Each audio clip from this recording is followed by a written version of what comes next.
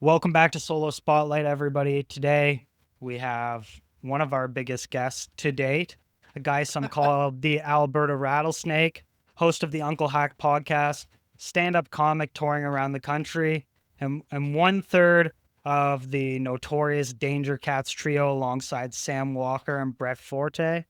You might know him for his blue-collar, non-apology styles that built him a cult following. Some call, other words. Or maybe you don't like him. Who knows? In Canada today, we have a lot of divisiveness. So, we're going to go right back to the beginning, talk about where it all began and where you're at now. Welcome, Uncle Hack, to the show. Thank you. Thank you for having me. Yeah, man. To start off, I love what you're doing. I love your comedy. I've been watching your podcast all the time. I'm almost envious of the fact that you're able to do the solo ones. The solo ones I find are like the hardest things to do. Yeah. So yeah, I can't wait to learn a little bit about that and maybe get some tips and tricks. When this comes out, it's going to be the end of September. You got some tour dates coming up in BC. Fernie, Yeah. is that what it is? Yeah. Fernie, BC, Castlegar, Cambridge, Ontario, Toronto, Albuquerque, New Mexico, and then coming back to Alberta, 17th, 18th, 19th. If you're looking to check them out, visit their website, Danger Cats 69 or Danger Cats? DangerCatShop.com. Danger Cats Shop. Yeah. You can catch him on social media. And what's your social media handle? Uncle Hack 69. Uncle Hack 69 for all Uncle Hack and Danger Cats merch and tour dates. Be sure to check them out. Yeah, man. Let's get right into it. All right. Yeah, let's do it. I want to know where you found this picture of a chick with shit in her mouth. That is Jason Rouse original. Yeah. So Jason, that is his, I'm on tour with him right now, but that is something that he enjoys sending to everybody. Mm-hmm. So it's just one of those response pictures that if you say something stupid, he's going to more than likely send that to you. Mm-hmm. It's good shit to have those guys that have good stuff. Totally. So where did this all begin? Where did Uncle Hack start? The origins of this all begin from boredom working in the oil patch. Mm-hmm. That's where it began. I at the time was fighting. I was in mixed martial arts for a while, and I was helping one of my friends train for their first professional fight, and I got injured. So I couldn't train no more. At the time, I had this hockey brand that I was trying to find new ways to market, and just began making content online. And I noticed like there was something online where there wasn't like there was like a gap that wasn't being filled with like oil patch type style videos. Like I was searching for it just for something to watch, and then I was like bored, and I was like, oh, just create it yourself. And I would just take like talking points of my coworkers and colleagues, Mm-hmm. and just like write them down, and eventually just make up my own bullshit off of it. Mm-hmm. So it started there in about I want to say late 2017, early 2018 is when it really caught some steam. Because I'd moved away from my hometown, Tabor, Alberta. So I'm away from my friends, and I was just trying to find ways Got to fuck all to do. yeah, and like I was using like Facebook just to create shit and then put it on Facebook just to make these guys laugh, you know, because that's like what we would do in person anyways. It's just find different ways to make us laugh. So I was just making these dumb videos and putting it on there just to get a crack out of these guys. Mm-hmm. And then finally it just like turned into what it is today is just just hammering away. yeah. Yeah, that's interesting because do you think you've always had that like the wittiness? Like, do you think that was some like because some people they're not fast on their feet. Yeah, probably. Like when we were younger, we were really influenced by like CKY and Jackass and all that. So I can't remember the year, but my mom bought me a camcorder for Christmas because I kept taking hers and going, and we'd film like I was really into skateboarding, and you know, just all the crazy antics that they would get up to. We would film our own shit, and I was the guy that always had the camcorder, or one of us had like a digital camera back in the day that you could record video on. Mm-hmm. So we were always filming like skateboarding or doing dumb shit, like the friends that didn't really skate that well, like they'd Mm-hmm. have one. We'd just find ways to like incorporate them in our dumb videos. Right. So it was like we never really shot sketches, but it was more like physical harm to one another. Like Right. Like Pain Olympics or yeah, that something. type of shit. Yeah. Pushing each other in shopping carts into like Oh, curbs fuck yeah. and like Oh, yeah. fuck yeah. Because I was in a town of like 7,000 people. Plus, like, there was other, you know, it's like redneck shit. You got to make your Mhm. own fun at times because there's only, you know, There's one convenience store, one gas station. essentially, yeah. Yeah, So, yeah. like, we would just find our own ways to entertain ourselves. And that was like tying an old car hood to the back of a pickup and like, Dragging it along. yeah, in the snow and then filming it. Or, you know, you're at a house party and it's like, hey, I dare you to do this and be like, don't do that yet. Yeah, I yeah. gotta get, I got my I gotta get the camera. camera. Yeah. That's So interesting. we were always filming stuff. And then as you get older, you know, like you kind of stop. Or I guess technology evolved too, where we could just film it off of our phones and we were Mhm. doing stupid shit.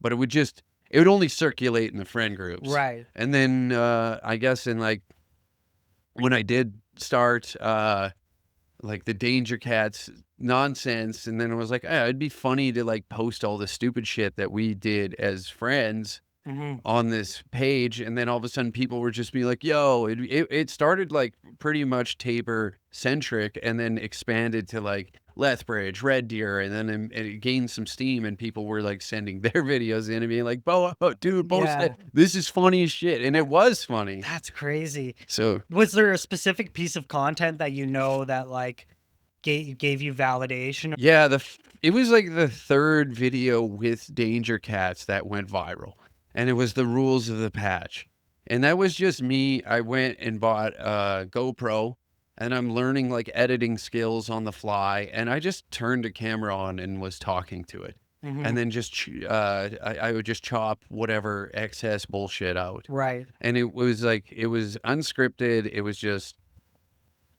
me being an idiot.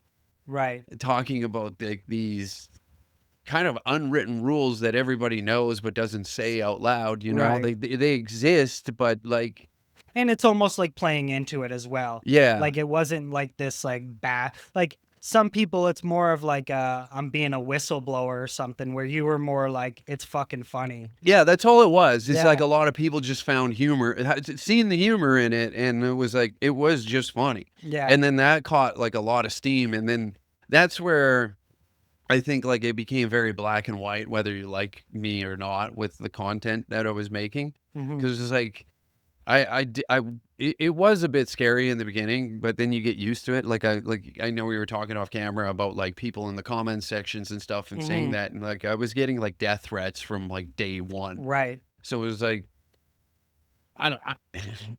I was worried for about a month until nothing happened. And then you're just like Yeah, and I've been doing this now for almost 8 years, 9 years, and even like the transition from more like online to on stage. And you know what? I've had 3 bad interactions mhm. over And were almost those a at decade like shows or just like in public? in public. Right. One dude tried fighting me, and then like once I was just like, "Look, man, I don't want to," and he kept pushing me and pushing me, and then finally I was like, "All right, fine, Yeah. fine. You're It- not gonna quit. Let's just Yeah, fight." let's just fight. And Yeah. then that's when his tone changed and be like, "Oh, well, I was just Never fucking with-" mind. Yeah, and like that was one. I got approached in the grocery store one time. You're like, Just "Can I just get my fucking groceries, man?" yeah, What? and like I get it. Like I guess like the things that I do can strike a chord, and you wait for those moments to come up to like approach me and say your piece. Mhm. And that's fair. I'll hear you out. I don't want to escalate to violence. Like I'm Yeah. not interested in that. I'm getting to the age where I'm like too old to be fighting in Well, public. and the thing is, it's not like you have some people, and it's really interesting because you have some people that it's like it's just like, don't you have something fucking better to do? Well, Like, that's like I noticed like we're like fiends for our phones yeah, now, and like we take the internet like too verbatim. verbatim. It's too serious now. Like I don't know if you recall, but like when I first got on the internet, it was just stupidity. It Yeah, was it was just anarchy. yeah, it Yeah, was you had me. E-bombs world. You had Yes. fuck. Facebook was like uploading your drunk photos from the past Yeah, weekend, or you were just waiting for the dude's girlfriend who had the digital camera to upload the photo so you can finally update your Facebook profile. exactly. That's all it was. And that was like evolved into this just demonic world where we're all Oh supposed yeah. to just destroy one another. Well, and I was even talking to my friends. We had an episode and we were talking about like TV shows that do, because one guy, he was a comedian and he was talking about the NBA All-Star game. And he was like, we should do whites on blacks. And he's like mixed. They can choose either one. And he was like, Jason Kidd would be one coach and you'd have like Ime Udoka or something. Anyway, and we kind of got into it back and forth. And I was like, do you guys not recall the show MXC where they literally stole like a Chinese game show and then dubbed the audio? Do you remember Brock in '99? No, You don't remember that? no. It was Or like Robot Chicken. Like, Brock and I. This is like Alberta okay. It's Alberta legend. But Rocket 99 was a faux radio station done on a reservation, Mm-hmm. and a white guy recorded it. They haven't proved it, but everybody knows who it was, Right. you know?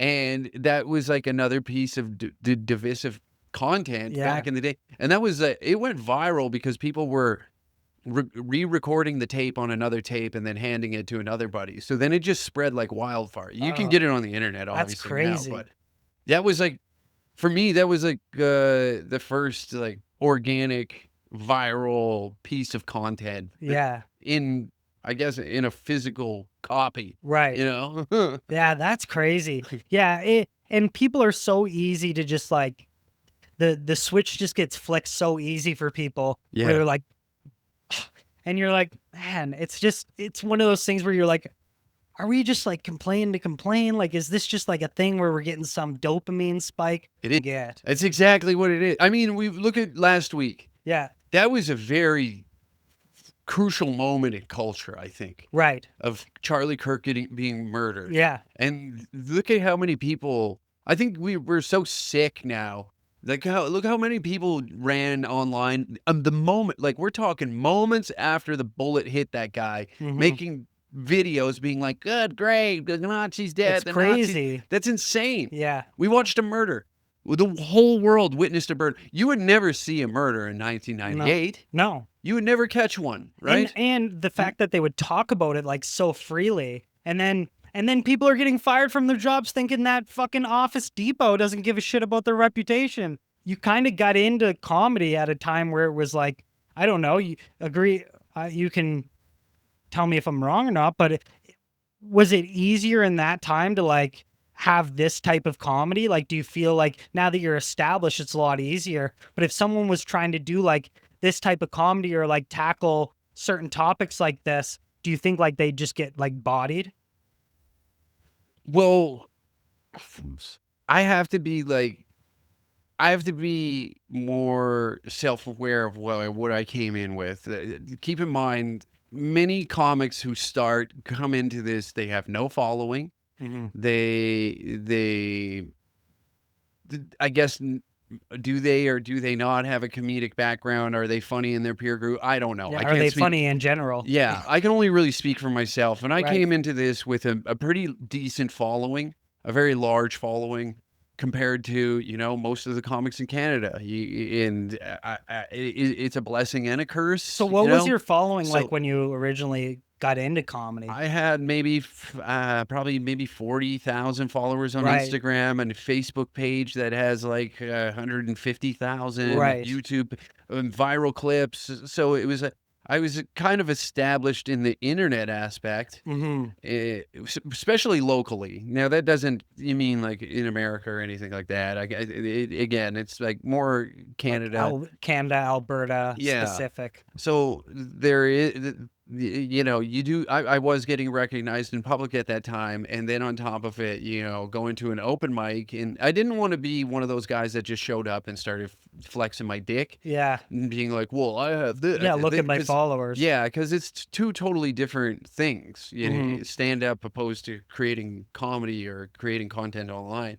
So I was going by my real name and trying to, you know, I didn't wear any merch or anything like that. I was basically trying to mask myself until I could figure out everything involved in it, and kept quiet. And then gradually got a little bit better, a little bit better, and a little bit better, to the point where I'm like, okay, maybe we'll try and do some shows here or something like that. And then it gradually took off from there. But to answer your question about doing the type of humor that I do, to start with that, um, I think there's a lot of different factors. Is when you come into something and you have a following, you naturally just get respect from people inside the community. If not, they may or may not fear you because you can put them on blast, or they respect you because there's a possibility that you have something to offer them in the future, or you're just, you know, they like you because You just have a little bit of leverage you, going in. yes, exactly.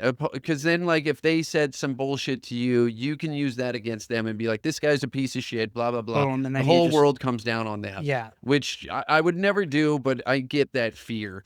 So there's that, and then on top of it, I guess there's the detriment of like being known. Of like, if I was greedy right out of the gate, I would say like, "Oh, I got into stand up. Come and see me. Come and see me. Come and see me." And then do that and make a quick buck, and then what? Yeah. Then it doesn't. You're not like actually Yeah. giving that type of quality to your audience, No. especially if you've built up a following. There's probably a risk too that you're gonna kind of like, it's just a house of cards where, oh, if I do this and I do it in like a chintzy way or something, it's like, oh, if I don't perform, then like now I start to like drop off. And even looking at it now, it's like if you even say you come out and you're like, you know what?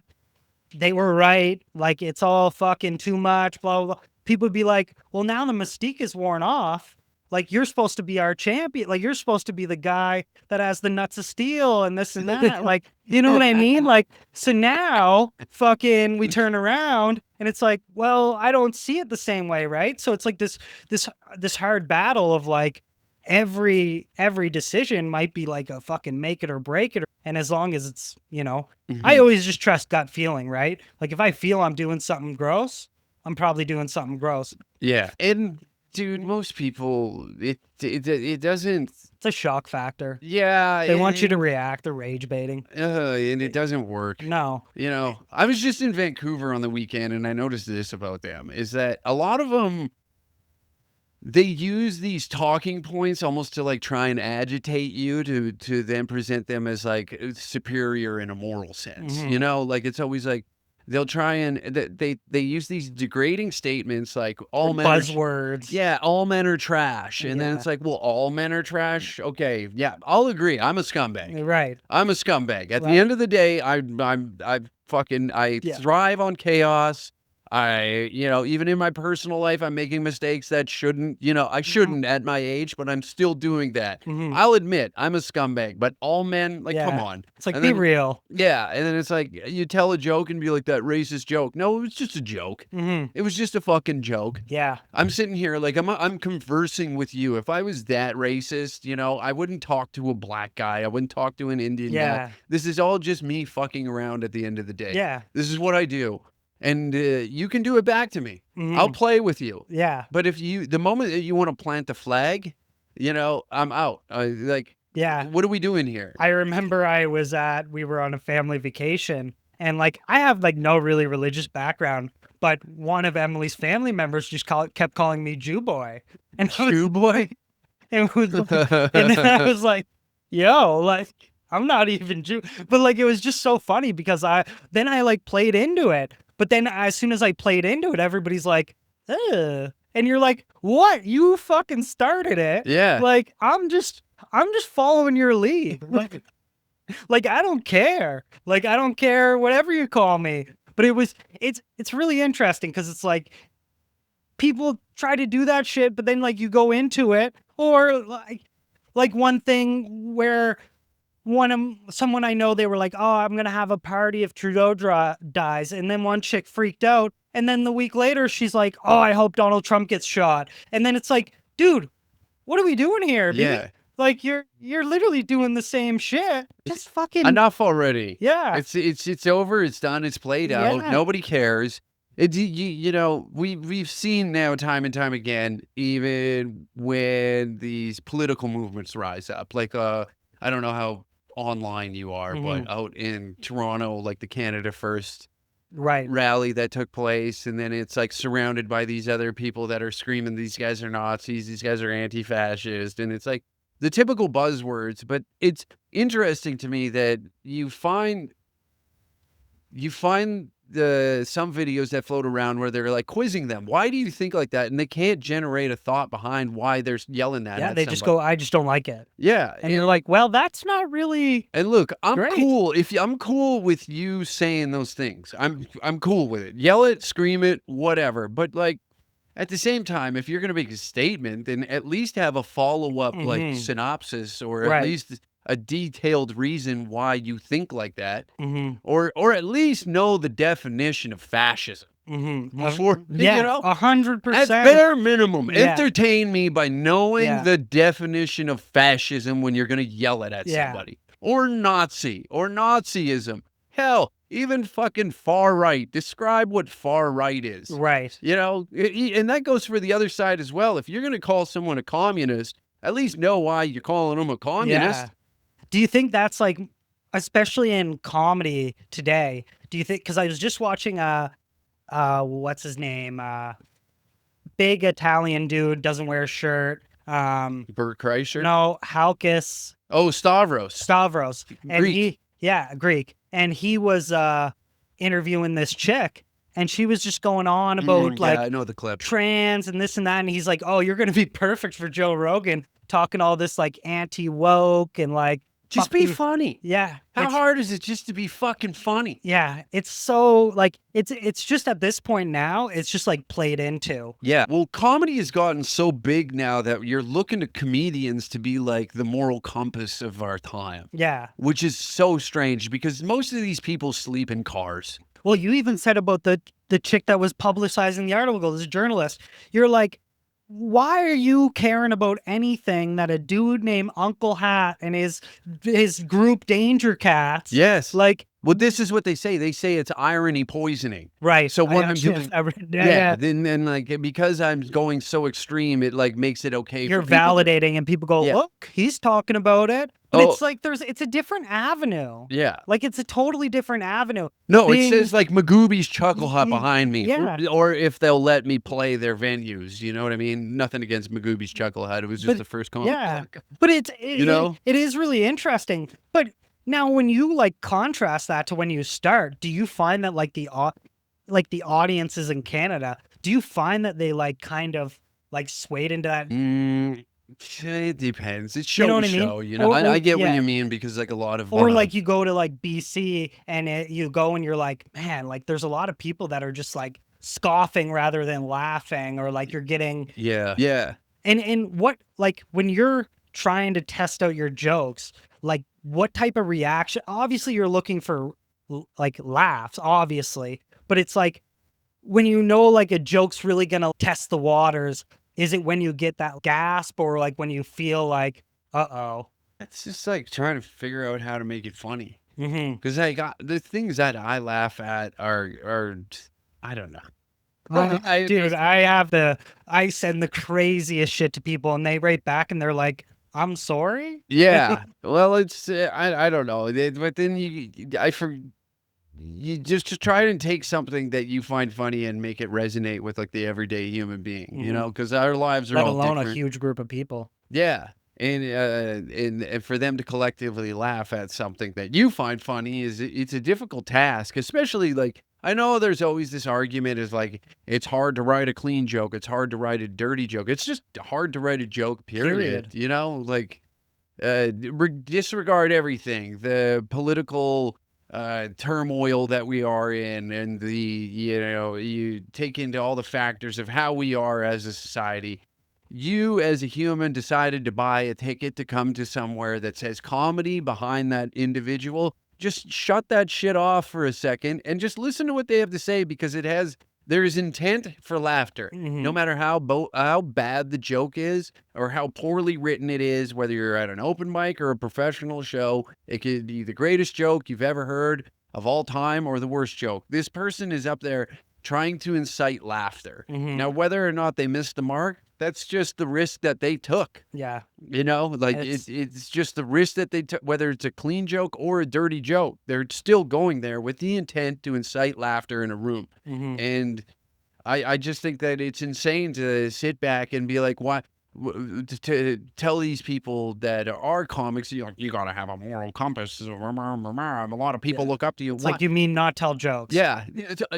Moral compass? What are we talking about? Yeah. 10 minutes ago, before you started interviewing me, I was telling the whole crowd that I swallow my own cum. Yeah. You're going to take what I say and say seriously? Yeah. I'm a moron. I'm a retard. I should be treated as such. I should be institutionalized. There was one picture I sent to a person, and it was like a person with a bunch of bleach stains, and it was like when Elton John farts on someone. And it was just like, and people are like, oh, and you're like, it's funny, whatever. It's just like, whatever. Relax. When you look at your development as a comedian, okay, I'll start here. When you look at like your learning curve as a comedian, like you're doing these skits and everything like that, like where do you see like your building blocks? Like how long did it take you for you to really say to yourself, like, okay, I think I can do this? There was a moment like I kind of leaned into, so there's kind of, if I can break it down into like 3 parts. In the beginning, it was a lot of fun. It was exciting because you're getting attention, a lot of attention.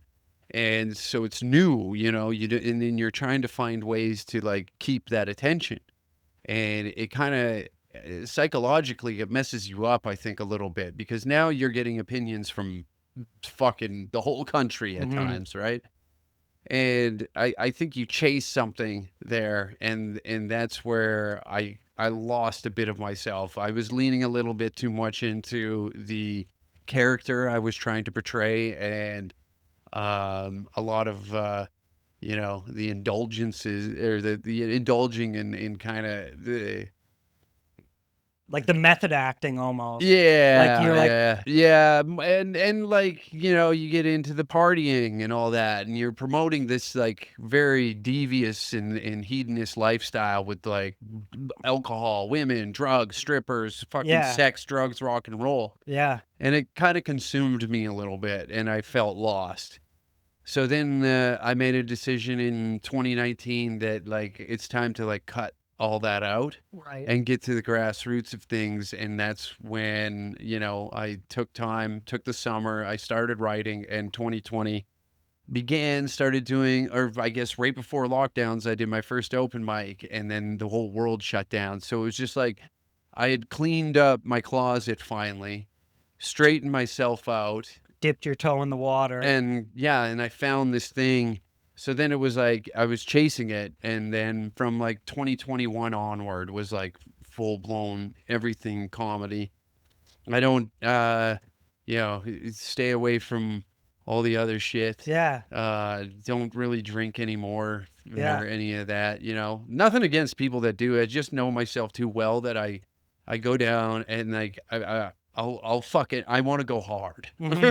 And you have to be like almost like focused. Yeah. Like, do you find that played like on the other side of it? Do you find that played a role in the way that you like frame things or the way that you see things? Like getting out of that, did you find that like in essence, like you took things more seriously, but then you had to still play into this Uncle Hack role? Not really. No? No, I just I do what I want in terms of finding what's funny. And same with the content. Like I stopped giving a fuck about views and more so doing what I want to do. And no matter how many times I hear, "Oh, it was way better when you're doing like the oil patch and the hockey shit," and it's like I don't want to do that anymore. It's played out. It's done.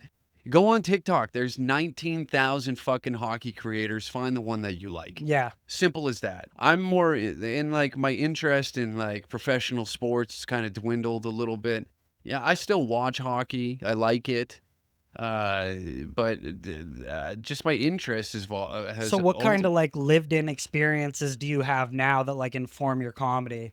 I think it's just what are the major talking points? I've always enjoyed I was like right when I was beginning, right? I was kind of getting a little more politically involved and Hmm. seeing the conversation that was taking place. And then I was still watching a lot of hockey.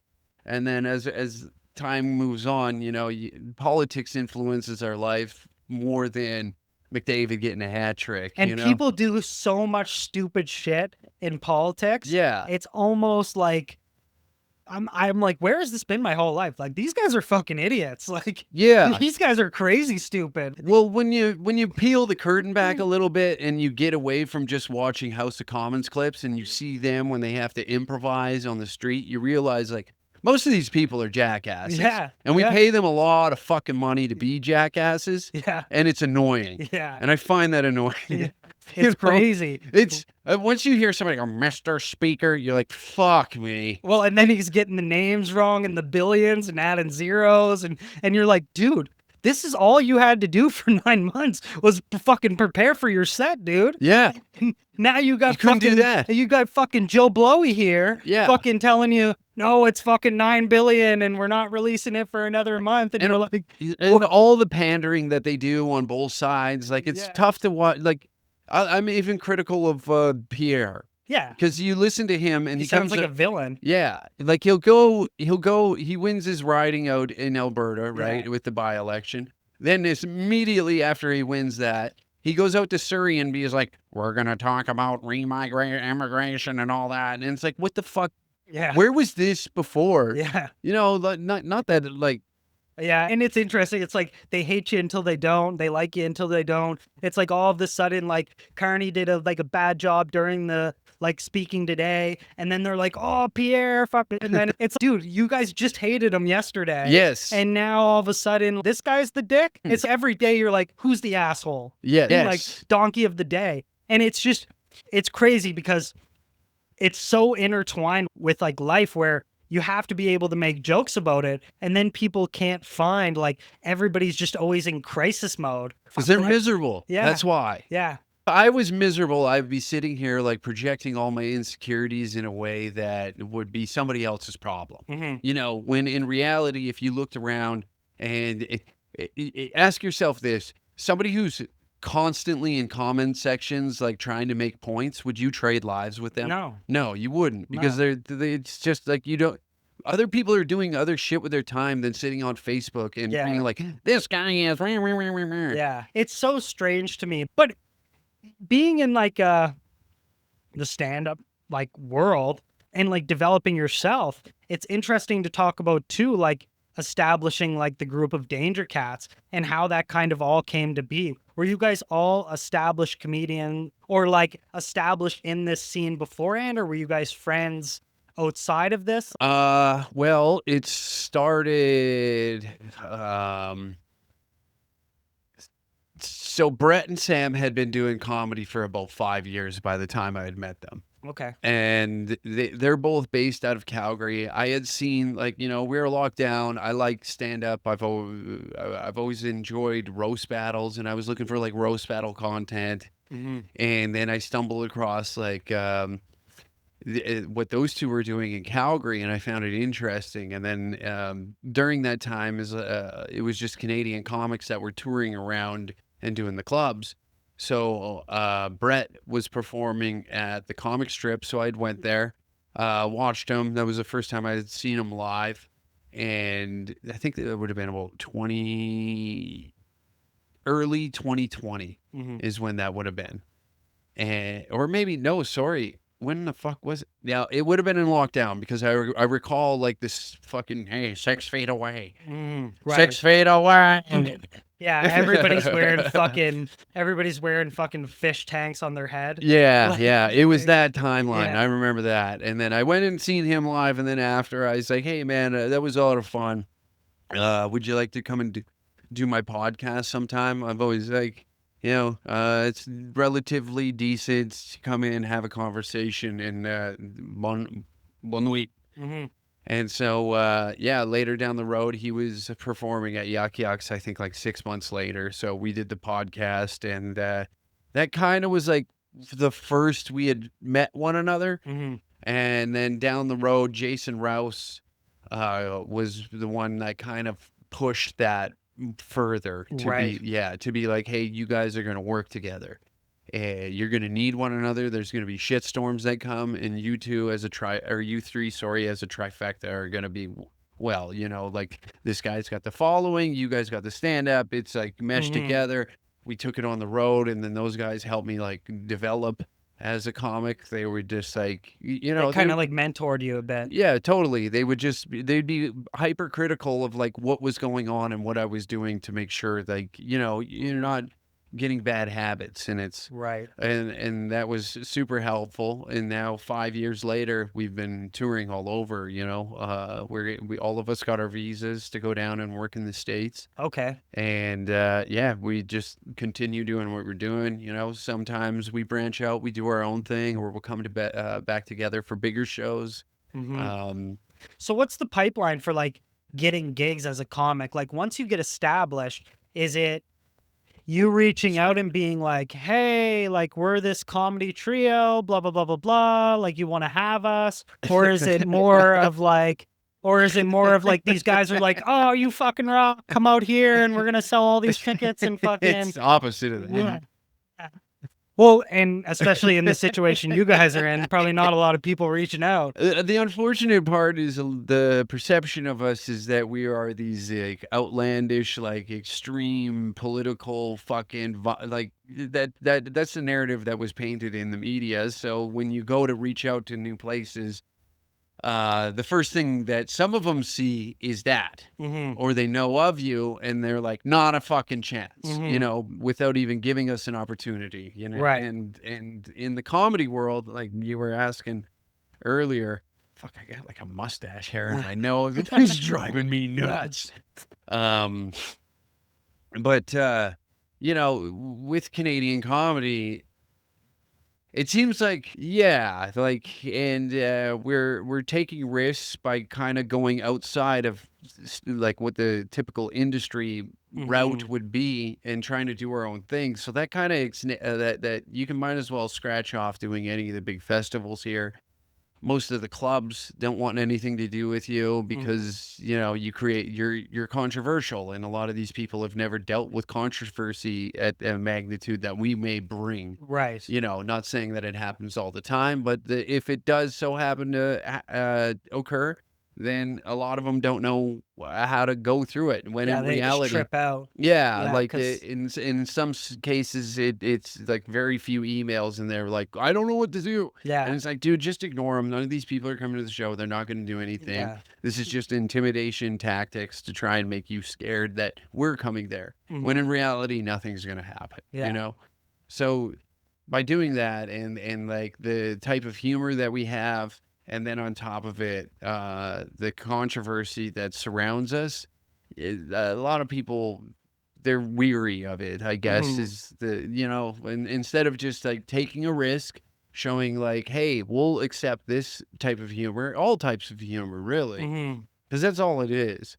It's interesting because it's like, is it really taking a risk, or like, am I just having a different type of comedy on my stage? Like, the idea of telling jokes has got so divisive, where it's like, so now who's the arbiter of truth of what's funny and what's not funny, and like how people decide their craft? And now all of a sudden it's, you know, and a lot of people, it's like, okay, so you make a fucking t-shirt, now all of a sudden your jokes suck?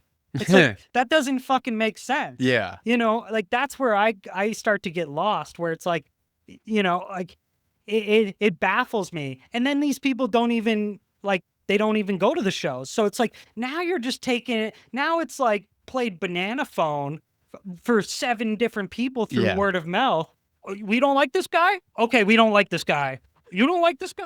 Okay, Dude, we don't like this guy. there's been so many instances where there has been people that have came to our show that know what we're about, know what we do. They've been to a roast battle that we've produced, And then after, when that controversy took place, they switch up and being like, yeah, you guys, it's like you sat there through, Fucking us off. yeah. And then you sat there through the whole show. You didn't say jack shit. In fact, you came up and shook my hand and said, that was great. It's nice to see somebody taking risks. And Yeah. now online, you're some sort of like warrior beating its chest, being like, look how morally just I am by Yeah. making a comment about these guys. Do you think that something like Kill Tony could ever exist here? Or do they have something like that? But do you think it's too like fucking like shitting on people? Like in Canada, like I don't think that. I think the idea, like, do I think the hosts do a great job? Like, I think they're at the point now where like they're at such a fucking, they're on their Yeah. fucking throne now where it's like, you know what I mean? Like nothing's funny to them because they're the fucking crazy funny people. But like the idea, if you took it gracefully, but like, do you think the idea that like people are being criticized by like a panel of comics and like, Yeah, dude, there was that in Toronto. yeah, Dan Kyrie ran a room called the Danger Room back in the day at the Corner Comedy Club, and comics would go up, and then him and fuck, I can't think of the other guy's name. It's gonna bother me. Morgan O'Shea. Him and Morgan O'Shea would just carve these fucking people to pieces. mhm, None of it's recorded or anything, and I don't expect you to know the no, lore of Canadian comedy, especially right, in Toronto. right, But yeah, it was taking place out there, and like newer comics that were trying to get stage time, and then these guys would just completely destroy their egos mhm, by being assholes, and it was fucking chef's kiss. yeah, I got to be a part of they revived it and did one again last year, and I was a part of it, and it was awesome because you're watching. There's a lot of there is a lot of ego, and there's a lot of uh a lot of lack in self-awareness where some of these idiots believe like they are the next fucking George Carlin. yes. And so And when you're you like, settle down, man. and when you get like four morons that will just sit there and shred you to pieces, I guess it does destroy you, and it exposes a layer of yourself Do you too. think that levels you up as a comic though, to be able to handle that? And then it builds like you're working on your feet. But wouldn't it be like almost a benefit? Yes. Like to be like, yo, because then you have the opportunity now. Well, now I just come back even harder. Mm-hmm. And this is what's going to define my success. If like, it's like having a fucking politician. Like I had a guy on and he's like, so when are we going to like go through the script? And you're like, the fuck you talking about? Like a script? Like, no, dude. A politician like, said yeah. that? And I was like, dude, you're running for like fucking this. Like, dude, if you don't know what the fuck you're doing, like, then I was like, this is my exactly right? where's the script? I can't think on my feet. I said, if you're a good enough politician, and so with this podcast, I reached out to a bunch of different politicians and I was like, listen, before October 20th, I want to do like a round table, and here's how it's going to work. There's going to be 4 people. Every person has the ability to send in 3 prompts. You can throw in your best fucking layups that you can like just fucking you can hit it. Yeah. But you have to answer the other 9 fucking things. So then people were worried, well, this guy doesn't like me, so he's going to put in something about transit or fucking infill or whatever the fuck it is. Who fucking who? And This is your job. And you're like, well, isn't that the point of you being able to like figure out a way that works for everybody? But it's really interesting because like, I think a lot of people, it's, they're just looking for the layups, man. They're looking for like, you know, even when you look at something like comedy where it's like, okay, are there certain comics that cherry pick where they want to go because they know that the audience or the people that run the shows are almost going to like kiss their ass and they're not really seeing any type of adversity? Where it's, yeah, what happened to you guys? We went to every city that they didn't want us. Right. Every single one of them that they said, we don't want you here, we still went. We found a way to do the show. Yeah, you guys like calling people in the middle of the night being like, hey, can we do a fucking show? Yeah, there was times, man, where this is how crazy it got, is that I had to book 3 venues because I knew the first one is basically, that's a sacrificial lamb. they're gonna cancel. They're gonna cancel. They're gonna fold, and then like you have two in the back pocket. The third one is like if they get to that, then we're fucked. Then it's but Yeah. they never did because it's like you just have to Mhm. sort yourself out, and so you're playing like almost like war games in a while. Yeah, like it's like it's Silly. yeah, it is. And now when you look at that in terms of like the comedy scene in the US, Yeah.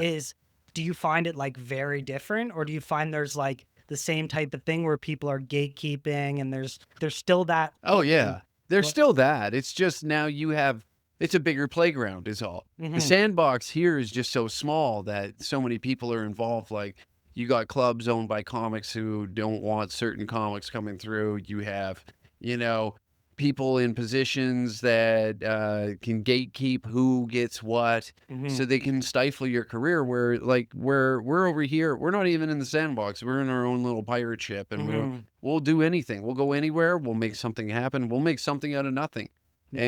and continue doing what we're doing.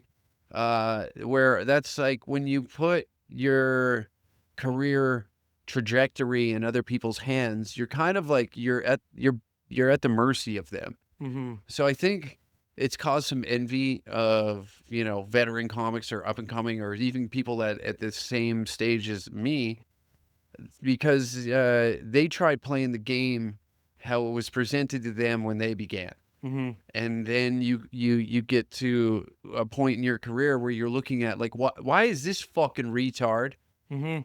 doing way better than me? I've been doing this for 12, 15, 20 Yeah, years. this guy's making 3 times the money or something. 3 times the money, he has an audience, he has all this other shit, but they can sit there and piss and moan and all that, but it's like, yeah, you also, in your 12-year career, you've been doing these high-level festivals time and time again. I'm not even looked at to go to them, Mhm. and even in showcases that would make sense, like a Dark and Dirty show. It would Mhm. make sense to have us 3 run the Dark and Dirty show because, like, that's, like, what we do. Mhm. But we're bypassed on that, which is fine.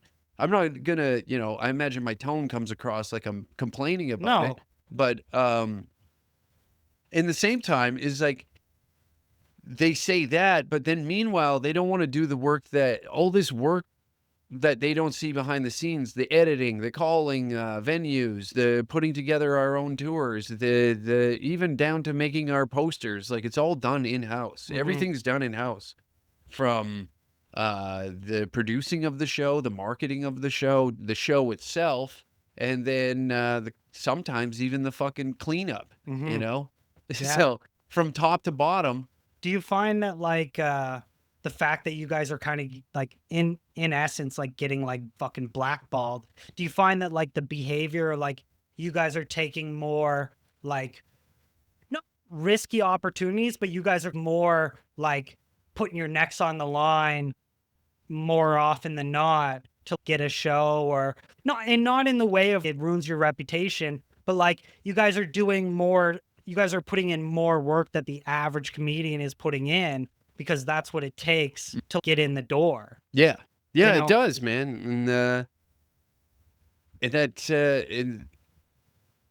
that's the difference is it is the work ethic that's all behind this. So if that didn't exist, it wouldn't work. It wouldn't exist, you Do you know? ever worry about burnout? Is that ever something that like you consider where you're like, oh, eventually the machine's gonna get so big that we're just not gonna get anything, and then our plate's just gonna amount, or is it just yeah, we'll figure it out?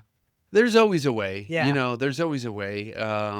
There's 3 of us, so, you can pass off, some work to other individuals and, like, we can work together and make whatever happen, you know? Hmm. So, there's always that.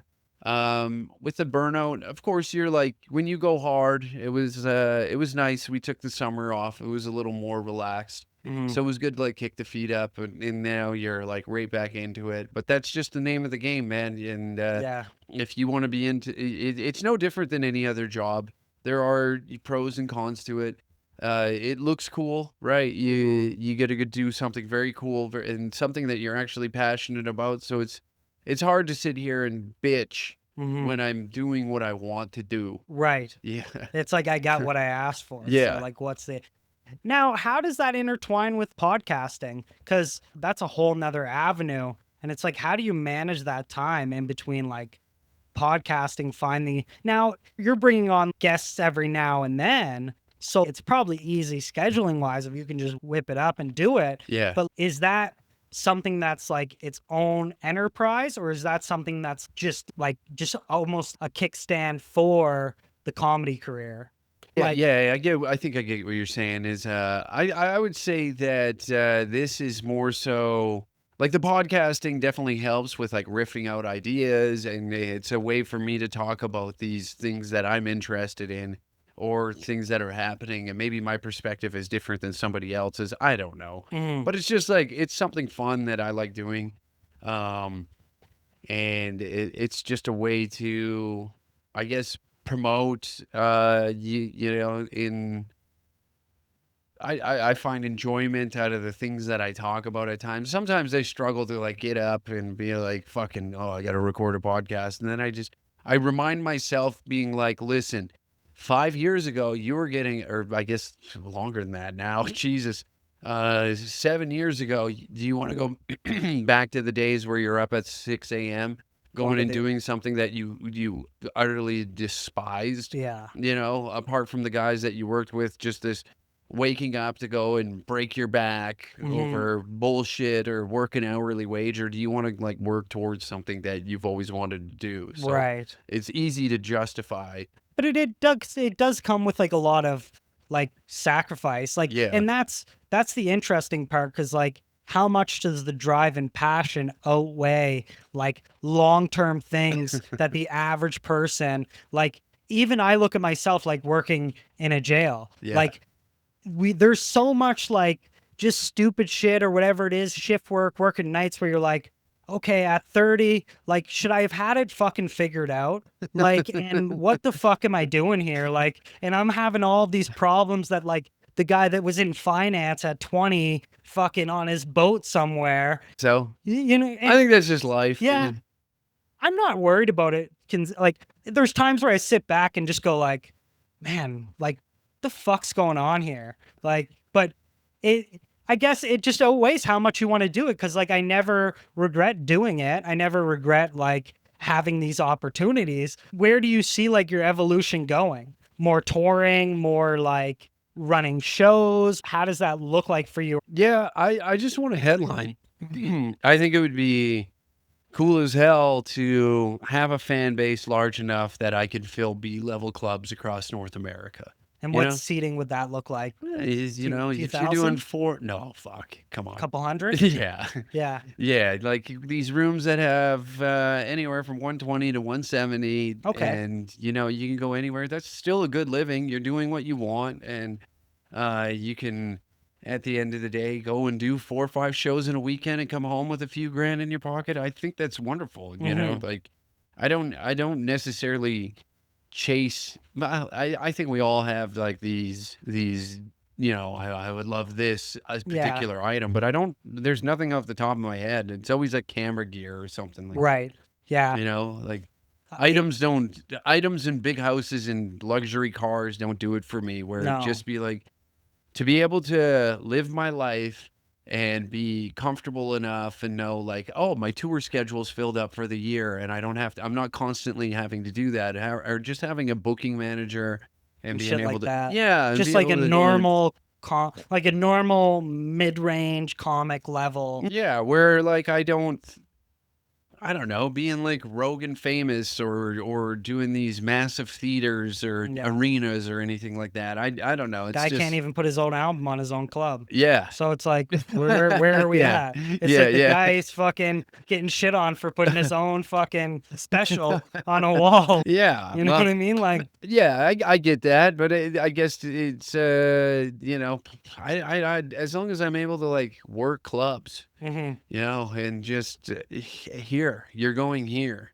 And you're And like, then like perfect. I'm like that to me would be so nice. And I'm like not having to sit there and be like, "Oh, I focus on comedy." That's it. Right. It's Because not now lo- you're doing everything, Yeah, like I right? do a lot of I would still do all my own editing and stuff like that, but I would have In more terms of time. booking and stuff. Yeah, I would have way more time to just focus on the things that I want, because a marketing agency or a booking agency would be like, here's your posters, here's this. You just need to write jokes and go out and do your thing. When you see this kind of type of like controversy, have you seen it actually like affect, besides like getting shows canceled, but like when the show goes through, people are still showing up? Yeah. Yeah. That's, and ultimately that's the goal, where it's interesting because is a lot of this almost like superficial, like where it's not really hitting anywhere that's like detrimental to my career, like to some degree if you have to navigate around it, but it's if you do the proper like pivots and navigation, like it's not really, it is like cancel culture like an actual thing. I don't know. I think it's just fucking glitter and shit is all Hmm. it is, you know? It does nothing. Hmm. I'm not a guy that's supposed to break mainstream in Canada. And I Right. found a way to do it. And to be honest, having the mainstream media write negatively about you is a good thing. Yeah. Nobody with a conscience looks at media or news outlets who then like shit on people and think like, oh, I must believe, Yeah. you know. And that's it helped us find our audience quicker, Hmm. because anybody who has distrust in the media are the same people that would enjoy my style of humor. Yeah. The crossover is huge. Hmm. You know, those that like see that and be like, we're writing about comedians now. Yeah. That That's what like, we have to talk about. yeah, That's all we have to talk when about. CBC writes an article and being like a comedian known for racist jokes, that's in the subtitle of one of them, and you laugh and be like, "Are you fucking serious Yeah. right now? It's like, come on. Who's the comedian? Yeah. Uncle Hack? Holy This idiot calls himself Uncle Hack, and who's he with? Danger Cats? What the fuck is this? Who is writing this?" Yeah. And then not one but two articles, and you need to scratch your head. First off, this is it. This is your tax dollars at work. Mhm. Secondly, why the fuck did I waste 5 minutes of my life to read about some jackass who at Yeah. one point was running around the countryside hammered drunk with a mullet and a microphone in his fucking hand, being like, "Hey, we're at a mud bog this weekend. Hey, does your girlfriend want to show me your tits?" You know, like that's the guy you're taking serious? That's crazy. A piss tank Yeah. from 5 years ago. A piss tank. Gacked out on fucking nose rockets, being like, "Hey, we're going to the strip club, buddy." Drooling out of the side of my mouth. Oh. That's who they took serious. You look like a fool.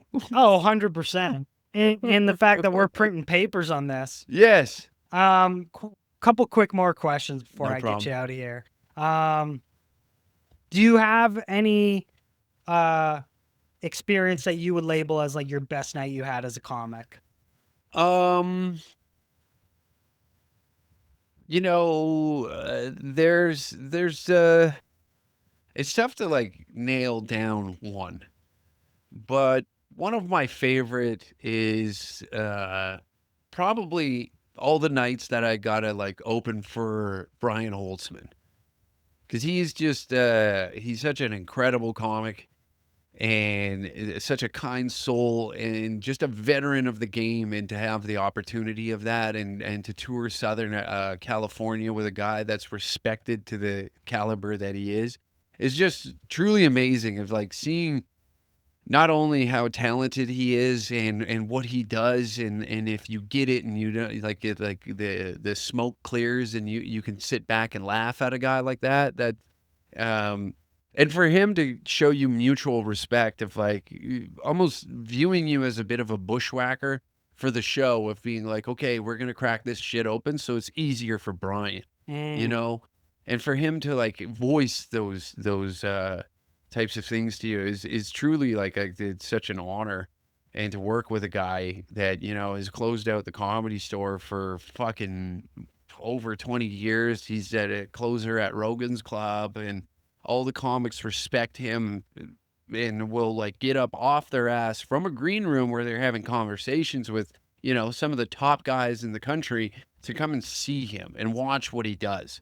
Is so cool. Yeah. It's so cool, man. Yeah. It almost validates what you're doing, being like, if I can be on the same stage as this guy, I'm doing something right. Yeah, maybe it does, maybe it doesn't. And Yeah. I try not to think about that type of Yeah. shit, but it's just cool to have an opportunity to be alongside someone like that 100%. and just to soak in all the knowledge that he's had over the years of working at like the most prestigious place on the planet when it comes to comedy. Do guys like that hand out a lot of gems? Like, do they kind of do a lot of teaching? I think you learn from what they're doing, and they don't necessarily like come in, hey, you need to do this, No, and this. you could know just what I see mean? like their mannerisms and stuff, and you're like, oh, And he's such a student of the game that he'll like come back and he's watching you to see what you're doing, and then like like it's fucking insane to me. Yeah, It's like, I'm a 5-year guy, Brian. Why are? But he's like, no, that's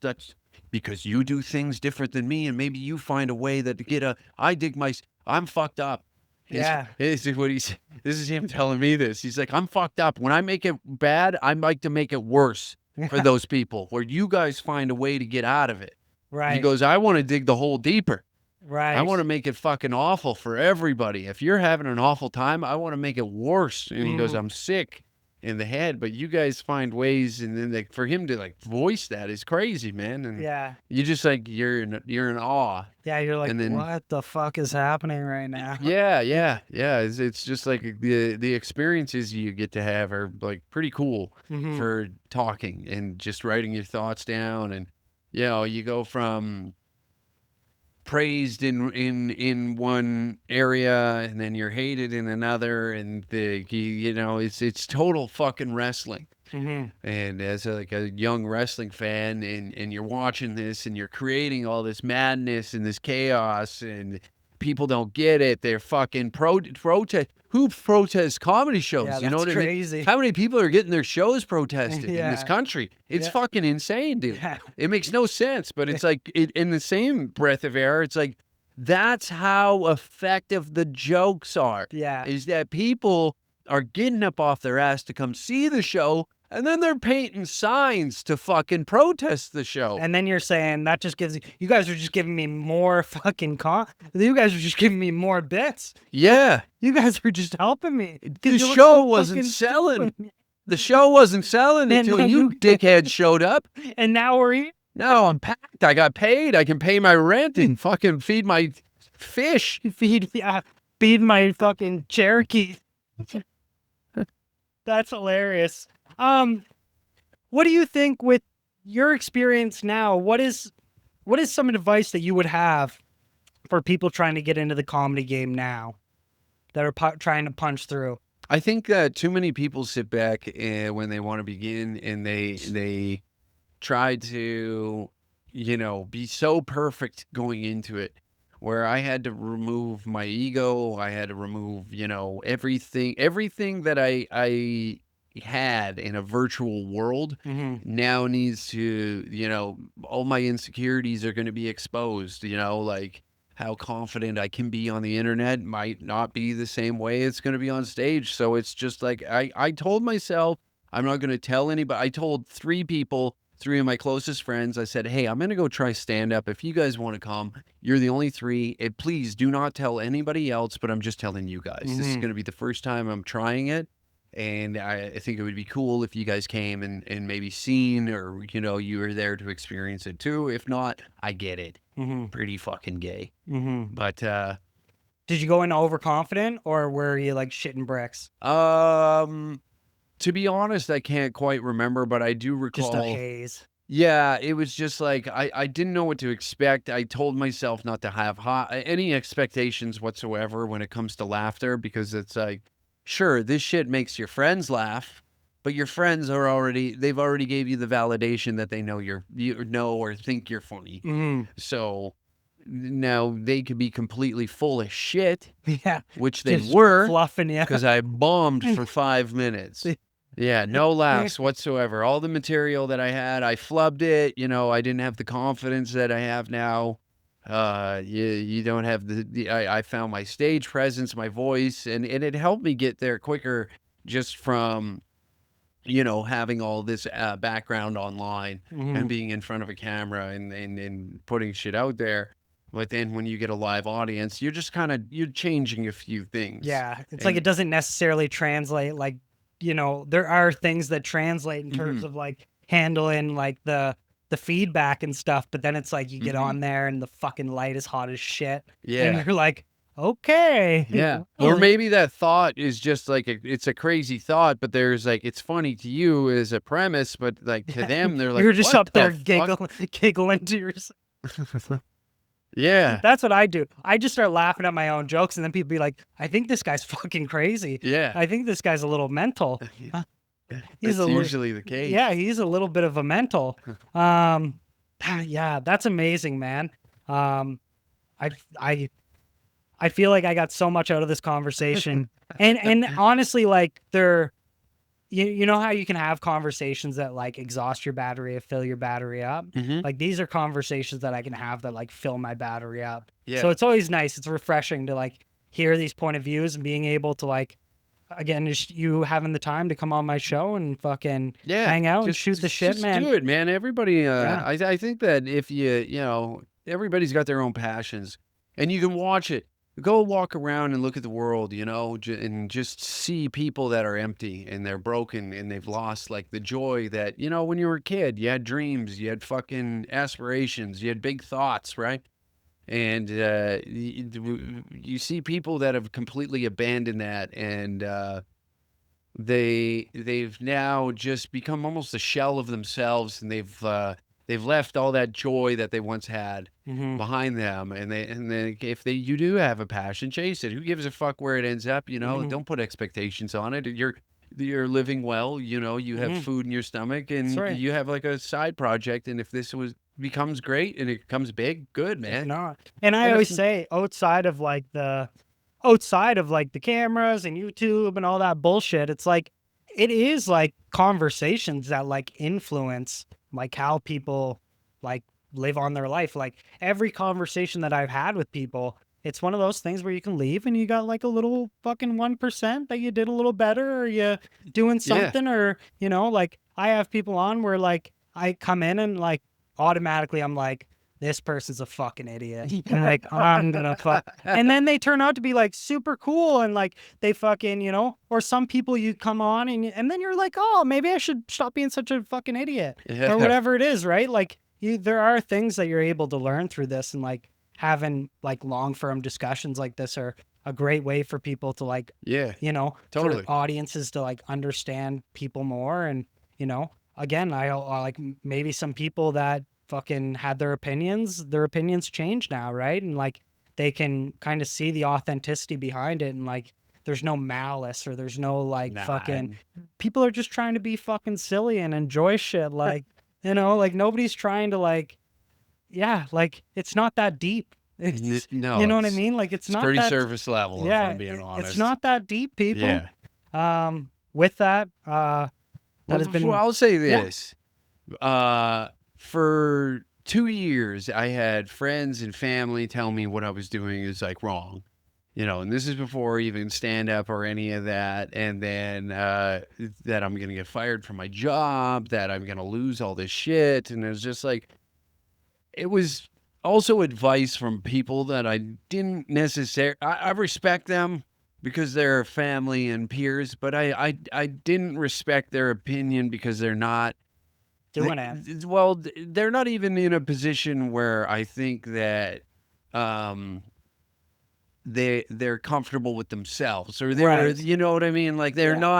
they're not comfortable in their own skin. Yeah. So I didn't think that the advice that they were giving at that time was valid because it just seemed like they themselves are scared of risk, so they just didn't want to. I think they were, kind of being more They were like worried for you. Yeah, they're worried for failure, and they didn't want to see a loved one fall on their face trying something that, is putting yourself out there. And if it fails, it fails, And you man. have to almost tell them like, Yeah. well, if it fails, just let me let me go out there, like take off the fucking training wheels, Yeah. and like let's see how this goes. But some people are like you said, they're like a shell of themselves. They're like, I have so many friends that try to do shit, and I have to like straight up tell them like, if you don't do this today, like never bring this up to me again, because I'm just not even gonna allow you. I don't want to hear about it. Yeah, I'm just I not want gonna to see you do yeah. it. You can talk about it all Yeah, you because want. it's just like you bouncing these off, and I'm not gonna like enable you to just like fucking meander about this. Like when I started this with my friend, we were watching Ryan Garcia and Tank Davis, and I said, if we do not agree to do this now, I will never do anything with you. Like I will never do like a hobby side project. Like you decide now, and we do it full tilt. Or like never fucking bring this up to me again. Yeah. Because I'm not gonna waste my time, right? Yeah. But I'm a fucking psychopath. Totally. And then they're just like, I just don't know why you'd want to have this guest on.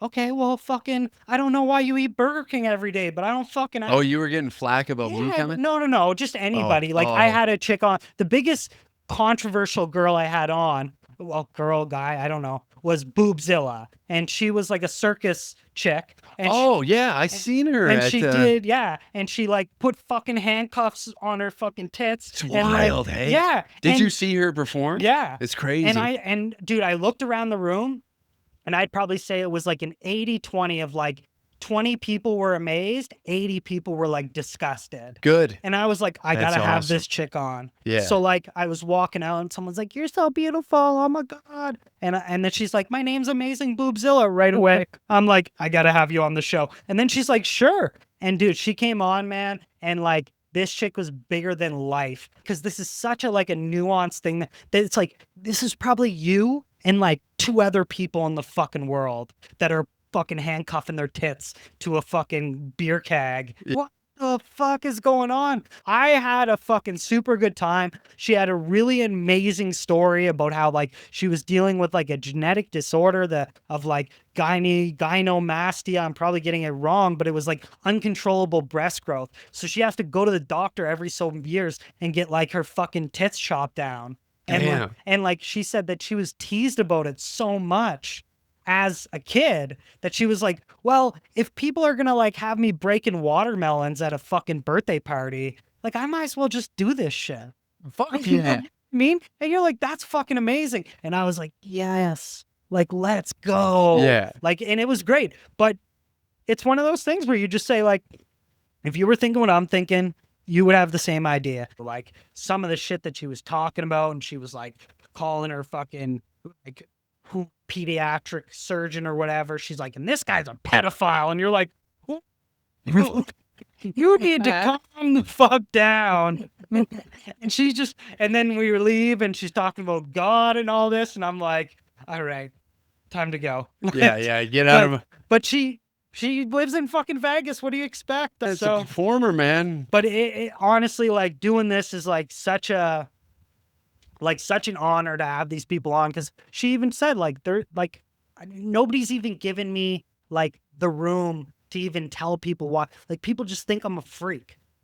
People just think, and I'm like, you are swinging your tits around with Got me. fire extinguishers attached to your nipples. I mean, like you're swinging around a fucking 40-pound beer can.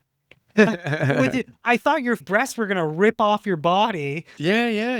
You need some freak show shit going on, and I don't mean that disrespectfully at all. But dude, like, and I thought it was amazing, dude. I was like, keep it coming, man. And then there was like a dude dressed up as a nun, and he was like grabbing dudes' dicks. And was this in Sherwood? Did you go see this? This was in like Wham.